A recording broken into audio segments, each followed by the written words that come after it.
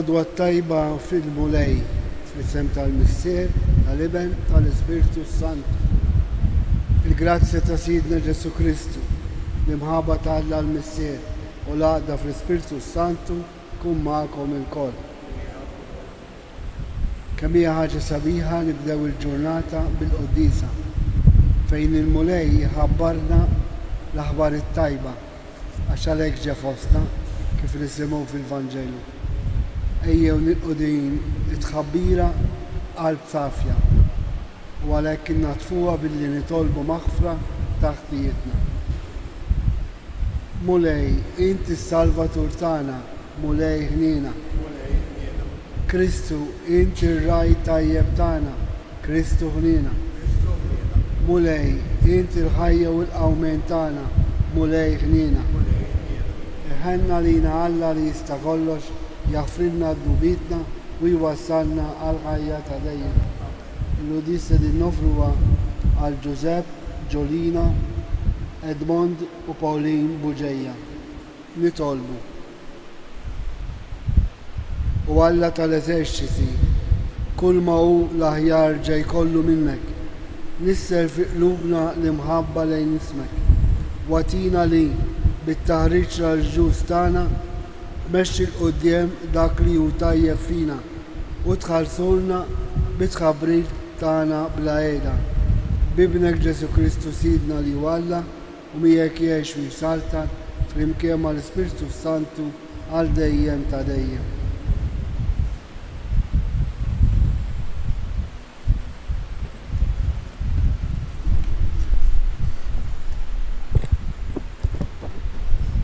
Qari mill-ewwel ittra ta' San Pawlu Apostlu lil Korintin. Meta jiena wasalt għandkom, ħuti, ma ġejtx inħabbrilkom il-misteru ta' Alla bi kliem kbir jew għaref. Ma pretendejtx li kont naf xi ħaġa fostkom ħlief lil Ġesu Kristu u l-dan imsallab. U jiena ġejt għandkom dajjef, imbazza, umrijat. Il-kelma u l-predikazzjoni tiegħi ma kinux imlibsa bil-kliem qawwi tal-erf, imma bil-wiri tal-Ispiritu u l-qawwa. Sabiex il-fidi tagħkom timbena mhux fuq l-erf tal-bniedem, imma fuq il-qawwa ta' Alla. Il-kelma tal-Mulej. Rodda ħajr lil-Alla. Kemm inħobba il-liġi tiegħek Mulej. Kemm inħobba il-liġi tiegħek Mulej. Kemm inħobba l-liġi tiegħek. Il-jum kollu ħsiebi fiha. Il-kmandament tiegħek għal dejjem miegħi. Jagħmilni għeref mill-edewwa tiegħi. Kemm inħobba il-liġi tiegħek Mulej. Jien nifhem aktar mill-imħalmin tiegħi kollha. Għax siebi fil-kmandamenti tiegħek. Aktar mix-xjuħ jien bil-għaqal għax inħares il-preċetti tiegħek. Kemm inħobba l-liġi tiegħek Mulej. Min kull triq ħażina inwarrab riġlejja biex inħares il-kelma tiegħek. Mid-digriti tiegħek qatt ma nitbiet għax int kont li għallimtom li.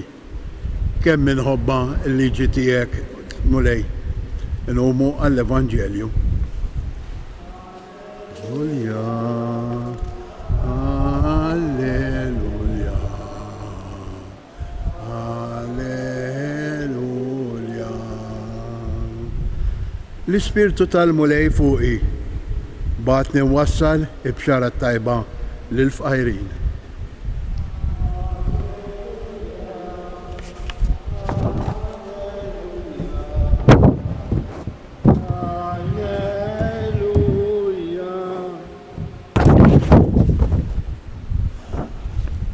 Il-Mulej magħkom. Qari mill-Vanġelu skont San Luqa. Dak iż-żmien Ġesu ġie Nażaret kif kien fejn trabba, daħal fis-sinagoga tagħhom kif kien imdorri jagħmel nhar ta' Sibt u qam biex jaqra. tawħ fidejh il-ktieb ta' Eżajja l-profeta. Fetħu u sabu fejn kien hemm miktub dan li ġej. L-Ispirtu tal-Mulej fuqi, għax hu ikkonsagrani, batni nħabbar il-ħelsien lill-imjasrin, inwassal il-bxara tajba lill-fqajrin, u d-dawl miġdid lill-omja, irrott il-ħelsien lill-maħqurin, u nxandar sena ta' grazzja tal-Mulej. Imbagħad raġala l-ktieb taħ lura lill-qaddej u għad bil-qejda. Għajnejn kulħadd fis-sinagoga kienu msamra fuqu u beda jgħidilhom din il-kidba saħħet illum intom u tisimgħuha. U l-koll laqgħu kliemu u staġbu għal kliem mimli ħlewwa li kien ħireġ minn fommu u bdew jgħidu dan mhuwiex bin Ġuseppi, iżda hu qalilhom żgur li tistgħu tgħiduli għalija dan il-proverbju. Tabib, fejjaq lilek innifsek. Dak kollu li smajna li ġara f'Kafarno għamlu hawn f'pajjiżek ukoll. U żejt jgħidilhom, tassew ngħidilkom, ebda profeta ma jilqgħuh tajjeb f'pajjiżu. Għax ngħidilkom is-sewwa, kien hemm bosta ramol f'Iżrael fi żmien Elija, meta s-sema baqgħet 3 snin u 6 xhur magħluq u waqa' ġuħ kbir fil-pajjiż kollu. Madankollu ħadd minnhom ma ntbagħat Elija, imma waħda armla minn Sarefta ta' Sidon. U kien hemm bosta lebrusi f'Iżrael fi żmien il-profeta Eliżew, imma ħadd minnhom ma ġie mfejjaq ħlief Naaman ta' Sirja. Meta semmew dan fis-sinagoga, kulħadd imtela b'kolla. Qamu u ħarġuh il-barra mill-belt. Ħaduh fuq xifer irdum tal-olja li fuqu kienet mibnija l-belt tagħhom u rridu jixtuh minn frem fuq għal-isfel. Iżda hu għadda minn ġanofshom u baqa' sejjer. Il-kelma tal-Mulej.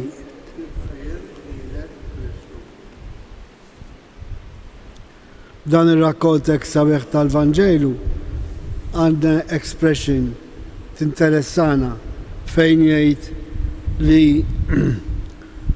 kulħadd kellu għajnejh imsamra fuqu u kellem raġun. Għaliex? Għaliex kienu jistennew il-Messija. U l-Messija kif kienu jħabbruh il-profeti u dak li kellu isalva il-poplu tiegħu. U fit-test li qara Ġesu mill-profeta Eżajja fejn qal l-Ispirtu Santu huwa fuqi ġejt ikkonsagrat mibgħut u biex xifejja il-morda jagħti d-dawl lill-omja u fuq kollox ixandar il-bxara tajba lill-fqajrin. Din hija l-missjoni tal-Messija. U kellem raġun isamru għajnejhom fuqu għaliex qalilhom din il-kidba li smajtu saħħet illum. Ma rridux jemmnu li dak li kien qiegħed jgħid kien jgħid għalih stess bħala l-Messija. U għalhekk mhux kulħadd leqgħu bħala l-Messija dak il-ħin għax qalu da mhux bil Ġuseppi, da ma nafux minn ġej kif hu l-Messija. Mbagħad qalilhom ukoll qalulu li dak li għamilt f'Kafarna għamlu hawnhekk ukoll. U Ġesu f'Nażaret ma għamel ebda mirakolu għaliex? Għax iċ-ċittadini ta' Nażaret ma laqgħux il-Kristu bħala l-Messija. U fil-Vanġelu ta' San Luqa insibu ta' San Mark insibu li Ġesu qal staġeb bil-nuqqas ta' fidi li kellhom fih. U Ġesu qalilhom ukoll ebda profeta mu molquh tajjeb f'pajjiżu. Imma Ġesu xorta kompla ixandar l-aħbar it-tajba. Għadu tal-lum iħabbar l-aħbar it-tajba tal-kelma tiegħu permezz tal-Knisja. Issa it-talima li rridu nieħdu llum hija din. Aħna nemmnu f'Ġesu Kristu, imma nemmnu verament li ju ħabrinna l-aħbar it-tajba li ġie biex jifdina, li ġie biex jagħtina d-dawl mill-ġdid, biex jeħlisna mill-ħakma tal-ħażen. Jekk nemmnu verament li Ġesu hu kapaċi jeħlisna minn kull ħażen, minn kull tentazzjoni, minn kull ġibda ta' ħażen, u nemmnu fih li jagħtina dik il-kelma ta' mħabba għax Alla huwa mħabba, allura nkunu fit-triq tas-salvazzjoni. Ġesu semma wkoll illi fi żmien koroħ tal-pesta ta' ġuħ il-mulej kien ta' grazzja lil waħda armla mhix mill-poplu tiegħu u l-istess dak il-Lebrus li kien mis-Sirja ġie mfejjaq mill-profeta. Għaliex għamel dan? Biex jgħidilna u jħabbrilna li l-aħbar it-tajba li Ġesu ġabilna hija għal kull poplu, għal kull bniedem. U nistgħu nżidu għal kull bniedem ta' rida tajba, dak li jaċċettawh u jemnu fih. Jalla anke aħna dalodu din il-qoddisa insaħħu l-fidi f'Ġesu li hu xandar il-libertà u l-ħelsien minn kull ħażen. Semmilna hawnhekk li ġie biex jeħles il-maħqurin, ġie biex jeħles lill-mjasrin. Min huma dawn? Dak li huwa maħkumin mill-ħażen. Jalla aħna bit-tħabbira tal-Vanġelu inħossuna meħlusin għax maħbubin minn Alla. Jalla verament nistgħu ngħixu din il-ġurnata f'din id-dawl. Ġesu ġie biex iħabbrilna l-aħbar it-tajba.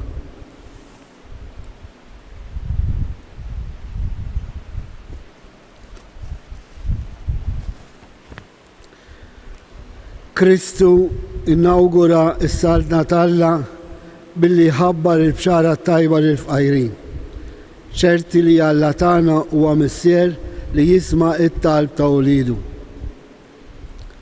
Sabiex il-poplu ludi jiftaħ qalbu għal Kristu li wassal għal milja tiegħu il-pjan tal-fidwa imħabbra mill-kotba mqazza nitolbu. Sabiex id-dinja ma tiġi qatt niesa minn nies mimlija bi-Spiritu ta' Alla li jkabbru fl-oħrajn it-tama tas-salvazzjoni nitolbu. Sabiex il-Knisja kollha tkompli bħal ma dejjem għamlet tippromovi u ssostni inizjattivi soċjali favur dak kollha li huma fil-bżonn nitolbu. Sabiex il-kelma t'Alla imxandra fiċ-ċelebrazzjoni tagħna tibqa' b'mod ta' kif aħna naħsbu u ngħixu nitolbu. Nitolbu għal-morda biex il-kelma tal-ħelsien tinżel fuqhom, tagħtihom il-kuraġġ u timlihom bit-tama nitolbu. Għalina divoti tal-Madonna ta' Pinu biex inħallu l-Ispirtu tal-Alla jinżel fuqna ħalli nisimgħu l-bxara tajba nitolbu. Permettuli talba bit-Taljan. Fratelli e sorelle, preghiamo perché la nostra fede in Cristo sia una priorità nelle nostre scelte, perché in Cristo possiamo trovare la liberazione da ogni tipo di male. Preghiamo, nitolbu. Res ukoll it-tal personali tagħna. U Alla Salvatur tagħna saħħaħ fina l-fidi fi Kristu li ġej fuq din l-arsar biex nissibħu miegħu b'qalbna kollha u li jgħix wisaltan għal dejjem ta' dejjem.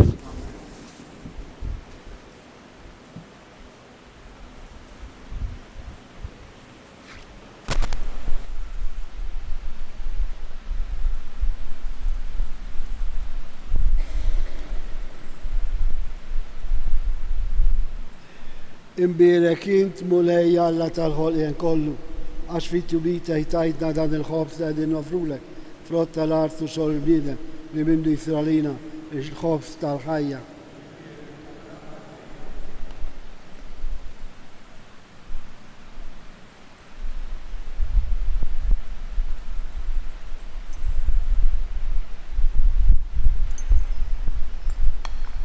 Bil-misteru ta' dal-ilma u l-imbit jieħdu sehem fin-natura divina ta' Kristu kif hu jissieħeb magħna fin-natura tagħna il-bnedmin. Imbirek int mulej Alla tal-ħolqien kollu, għax fit-tubita jtajdna dan il-imbit li qegħdin nofrulek, frott tad-dilja u xogħol bniedem li minnu jisralina x-xorb tar-ruħ. Itolbu ħuti biex is-sakrifiċċju tiegħi u tagħkom kun joġob lil Alla l-Missier li jista' kollox.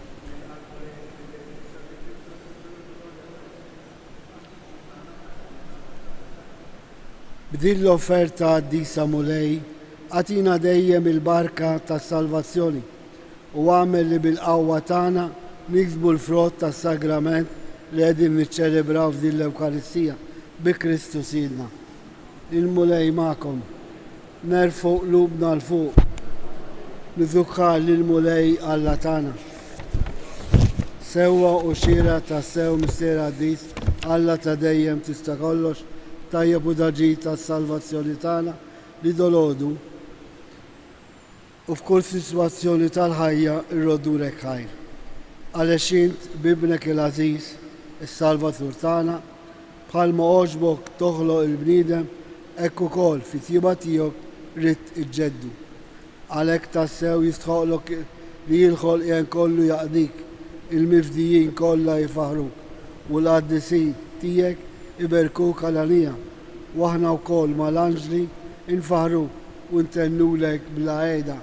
Qaddis, Qaddis, mulej Alla tal-eżerċiti, ismawet u l-art mlija bil-glorja tiegħek, osanna fil-għoli ta' smawek. Imbirek min ġej fis-sim il-mulej, osanna fil-għoli ta'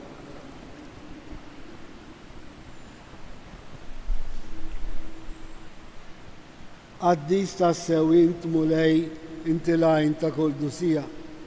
Qaddes għalhekk nitolbuk dan l-offerti bil-barka tal-Ispirtu tiegħek biex isiru għalina il-ġisem u d-dem ta' Sidna Ġesu Kristu li meta kien ser jingħata biex minn rajħ ibati ħal-ħobs, ratt il-ħaj, qasam tal id-dixxipli tiegħu u qal: ħudu u kulu il-kol minn dan, għax dan huwa ġismi li jingħata għalikom.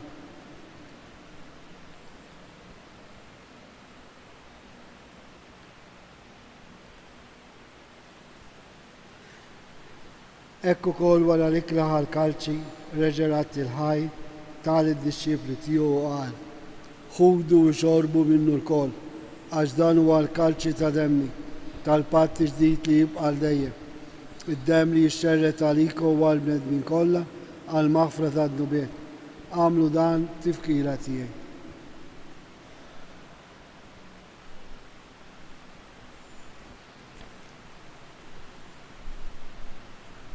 Dan hu il-misteru tal-fidi, inħabru il-mettijek mulej, x'għandi bil-fer għamen.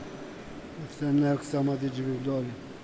Għalhekk aħna nagħmlu dan tifkira tal-mewt u l-għawmin ta' Sidna Ġesu Kristu, nofrulek mulej il-ħobs tal-ħajja u l-kalċi tas-salvazzjoni u rodurek ħaj għax għoġbok tilgħana hawn quddiemek biex tagħduk u miċ-ċokon nitolbu l-Ispirtu Santi għadna f'ġisew wieħed li jilna nieħdu sehem il-ġisew id-dem ta' Kristu. Ftakar mulej fi knisja tiegħek imxerda mad-dinja kollha u qed taf l-imħabba flimkien mal-Papa Franċesku, mal-Isqof tagħna Anton, mal-Ministru u l-poplu li jien ksibt għalik. Ftakar f'ħutna Giuseppe, Giulina, Edmond u Pauline Barġeja li jogħġbok issejħilhom għal għandek minn din-dinja. Ftakar f'dawk li raqdu bit-tama tal-għawmien. Daħħal il-mejtin kollha quddiemek fid-dar tas-seb tiegħek. Ħen għalina l-koll nitolbuk, għati lilna wkoll il-wirt tal-ħajja ta' dejjem. Flimkien mal-Verġni Mqadsa u Malla Marija, San Giuseppe, l-Apostolu Qaddisin kollha, ليعيشوا في الببرية تيك سامر بيدو دا الدنيا أعمل لمخهم يفهروك ويسبخوك جسو كريستو ابنك بكريستو مع كريستو في كريستو يناتا ليلك alla missiele ti stagoller flimkien ma l-Spiritu Santu kull ġew glorja għal dejjem ta' dejjem. Flimkien fiduċja li tolbu kif għallimna Ġesu missirna li jinti fismawet għaddes ismek tiġi salnatek ikun li tritint kif is-sema jida fl-art ħobżna ta' kuljum għatina llum għafrinna dnubitna bħal ma nafru l-minu ħati għalim la daħannex fid-diġġib fid-dar iż-żin. Aħlisna li tolbuk mulej minn kull deni għatina fit-tiba u l-paċi fi żminna biex inkunu ħilsa dejjem mid-dnub u mħarsa minn kull inkwiet. Aħna u nistennew u nittamaw elena u l-miġġa tas-Salvatur tagħna Ġesu Kristu. Mulej Ġesu Kristu li għedt l-apostli tiegħek inħallilkom islem, nagħtikom islem tiegħi la tħares lejn nubitna, iżda ħares lejn il-fidi ta' Knisja tiegħek. Għati jaslem u laqda li jint trid fija, jint li tgħix fis-saltan għal dejjem ta' dejjem. Il-paċi ta' Ġesu tkun dejjem magħkom. Għatu sinjal ta' paċi lil xulxin. Il-ġisem u d-dem ta' Kristu dan il-kalċi li ser nitqarblu bihom ikun jiswewna għal ħajja ta' dejjem. ħaruf talla. Mulej Ġesu Kristu, iżda fit-tiba tiegħek u Marija ħarsena fajqan tar-Ruħ il-Qudus. Danu Ġesu, danu l-ħaruf talla li jnaħħi d-nubet tad-dinja. Ħejn jinaħna l-mistiedna għall-ikla tal-ħaruf.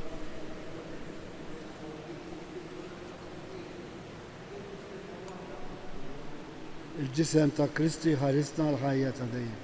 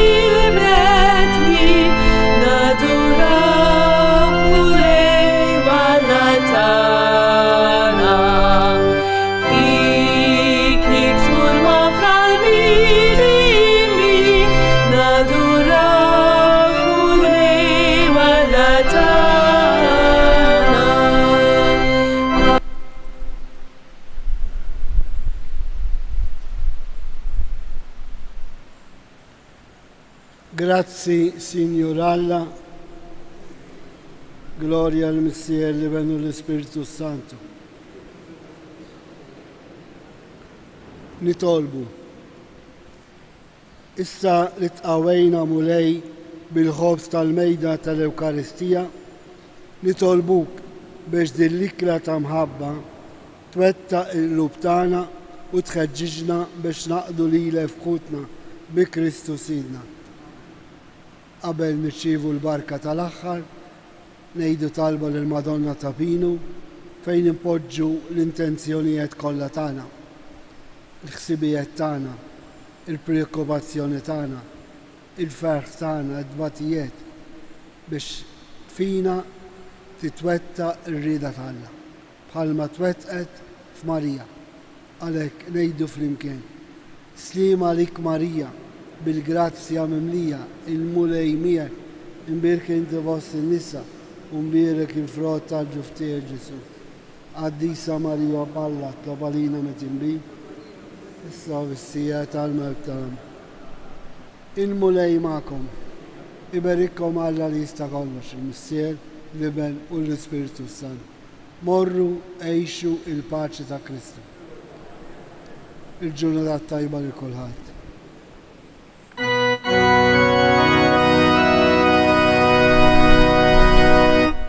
Madonna